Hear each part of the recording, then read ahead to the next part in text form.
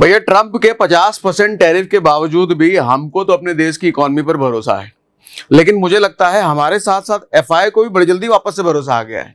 क्यों मैं कह रहा हूं, फ्राइडे को 1850 करोड़ की बाइंग हुई है एफआई की तरफ से। भैया हमारा टीआई तो 7000 करोड़ से ज्यादा की नेट बाइंग है, लेकिन एफआई की भी बाइंग है फ्राइडे को। अब इतने दिनों से एफआई जो लगातार बेच रहा है, अचानक से बाइंग कहां से आ गई? हाँ छोटी बाइंग है, लेकिन बाइंग है। तो बाइंग एफआई की तरफ से होने का मतलब क्या है भैया, कि उनको भी लग रहा है कि मोदी जी अब ये कुछ करके मानेंगे, भैया देश में अब कुछ बड़ा होने वाला है, भारत में लगाओ पैसा, ऐसा तो नहीं है। क्या डिटेल में समझते हैं आज इस चीज को। तो फ्राइडे का निफ्टी लगभग 1% टूटा। हमने जो लास्ट वीडियो किया था 50% टैरिफ का इम्पैक्ट वगैरह, उसमें बहुत सारे कमेंट भी आए थे। तो कमेंट में कहा था कि भैया एक्सपायरी है इसलिए मार्केट बच गया, उसके बाद तो देखना मार्केट गिरेगा। तो हमने कब कहा था कि भैया मार्केट अब उठे ही उठे रह जाएगा?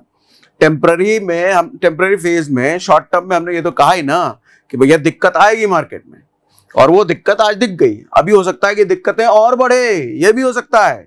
तो आज हम पूरा एनालिसिस करेंगे कि हमारे भारत के कौन कौन से सेक्टर में दिक्कतें बढ़ेगी और कौन कौन से सेक्टर पूरे बर्बाद भी हो सकते हैं, वो भी हम बात करेंगे। और मोदी जी क्या कर रहे हैं इसको बचाने के लिए, और साथ में ये बात करेंगे कि भैया टैरिफ का जो खेल खेला है ट्रंप ने, इसकी वजह से हमसे ज्यादा उसको कौन कौन से सेक्टर में नुकसान होगा। मतलब बच्चों के खिलौने से लेकर के बुढ़ाओं के शराब के आइटम तक सब कुछ अमेरिका में कैसे महंगा होने वाला है और क्या क्या महंगा होने वाला है, सब समझाता हूं। ठीक है भैया, तो बुरे हाल दिखने शुरू हो गए हैं। अब ये बुरे हाल और ज्यादा हो सकते हैं, या फिर अगर कुछ हुआ तो संभल भी सकते हैं। समझाता हूं इसको जरा डिटेल में। ठीक है भैया,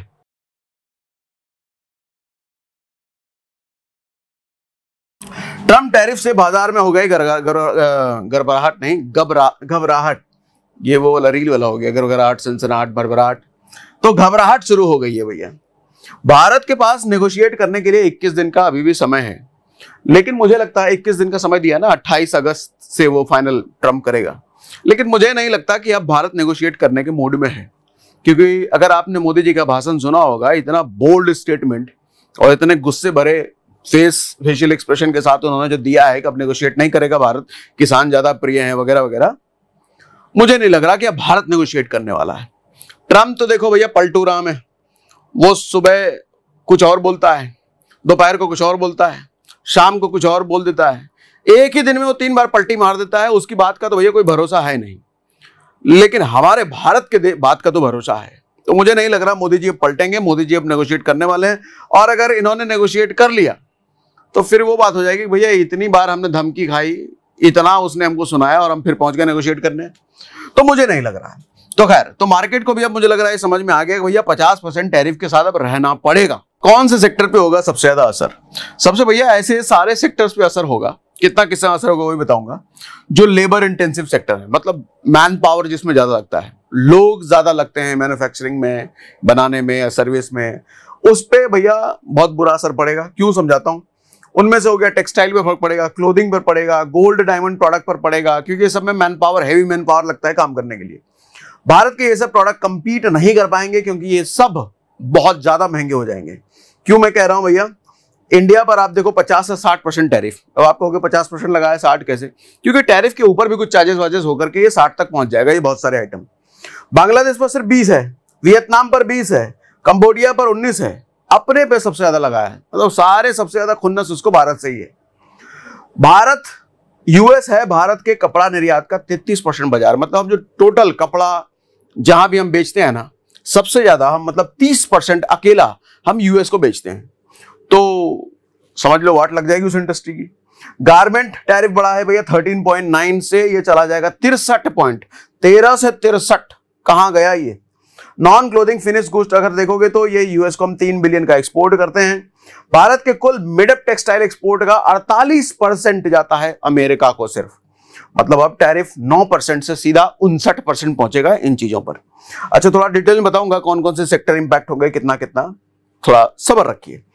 कारपेट की बात कर लेते हैं भैया। कारपेट देखो बहुत बड़ा सेक्टर है। US is India biggest carpet buyer. हम जितना कारपेट बनाते हैं सबसे ज्यादा हम यूएस को ही बेचते हैं। लास्ट फाइनेंशियल ईयर में 58% कारपेट एक्सपोर्ट किया गया है सिर्फ और सिर्फ यूएस को। कुल वैल्यू थी 1.2 बिलियन कारपेट की, टैरिफ जंप हुआ 2.9% से 52.9%। बाप रे बाप, मतलब 2.9 से 52% 9% जाएगा ये। समझ रहे हो हालत कितनी ज्यादा खराब होगी। उछाल से इंडियन कारपेट महंगे होंगे यूएस मार्केट में। और देखो महंगाई तो यूएस में आएगी, और ट्रम्प चाचा अभी भी कह रहे हैं कि भैया कुछ महंगा नहीं होगा। ये लाइन में भी समझाता हूं, ये अजीब आदमी है। अजीब क्या मतलब, कभी कभी मुझे लगता है कहीं अनपढ़ आदमी तो नहीं है ये, फिर लगता नहीं यार बहुत पढ़ा लिखा है, इतना बड़ा बिजनेसमैन है, बातें ये बस अनपढ़ वाली करता है, बस इतना ही दोष है। ठीक, बाकी आदमी तो बहुत रहा है, आपको पता ही है। अब ये चार्ट देखो, ये चार्ट बता रहा है कि कौन से सेक्टर पहले क्या थे और अब क्या हो गए। इसको जरा डिटेल में मैं आपको समझाता हूं, ये नहीं समझ में आएगा हो सकता है। यहां देखो, श्रिम्प्स मतलब झींगा जो हम उनको बेचते हैं, ये 2 बिलियन का इंडिया एक्सपोर्ट करता है। 24-25 का डेटा है, 2 बिलियन का हमने उनको बेचा। और जितना हम बेचते हैं पूरी दुनिया में उसका 32% हम सिर्फ यूएस को बेचते हैं। अभी तक इस पे 0% टैरिफ था, अब सीधा 50% टैरिफ। पेट्रोलियम प्रोडक्ट अगर आप देखोगे तो पहले 6%, इस पे 6%, अभी इसको छोड़ा हुआ है। ऑर्गेनिक केमिकल्स अगर आप देखोगे तो पहले 4% टैरिफ था, अब ये 54% टैरिफ हो जाएगा।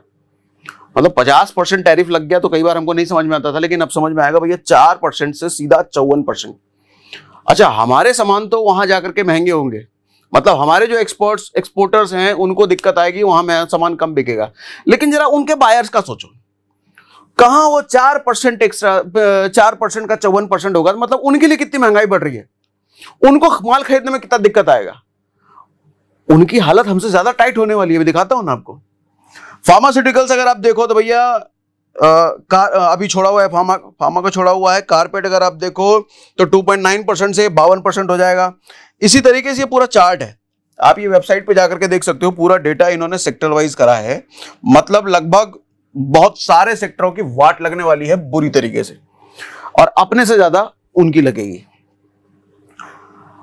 अब टैरिफ के कौन कौन से सामान वहां पे महंगा होगा ये जरा समझाता हूं आपको। अब देखो भाई, 30 जुलाई के बाद, मतलब जब ये नया टैरिफ आया है, इफेक्टिव टैरिफ रेट मतलब एवरेज अलग अलग देशों से जितना टैरिफ सब मिला मुला करके जो एवरेज टैरिफ आ रहा है लगभग 18% के आसपास आ रहा है, जो कि 1933 के बाद सबसे ज्यादा टैरिफ यूएस में हो जाएगा।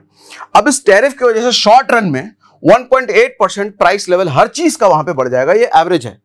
ठीक, एक आम अमेरिकन हाउस होल्ड को 2025 में लगभग 2 लाख रुपए के हिसाब से ज्यादा इनकम करनी पड़ेगी उन्हीं चीजों को, उसी लाइफस्टाइल को मेंटेन करने के लिए। मतलब 2 लाख रुपए ज्यादा कमाओगे भैया, कमाओगे तभी वही लाइफस्टाइल जी सकते हो। तो दिक्कत किसको हुई ज्यादा? यूएस वालों को। शूज की कीमतें वहां पे 40% और कपड़े की कीमत 38% महंगी हो जाएगी, बढ़ जाएगी। लॉन्ग रन में शूज 19% महंगे होंगे, अपैरल 17% वहां महंगे होंगे। रियल जीडीपी ग्रोथ 2025-26 में हर साल 0.5% पॉइंट घटेगा, मतलब जीडीपी ग्रोथ उनकी स्लो होगी, गिरेगी इस टैरिफ की वजह से। लॉन्ग रन में इकोनॉमी का साइज 0.4% छोटा रहेगा भैया।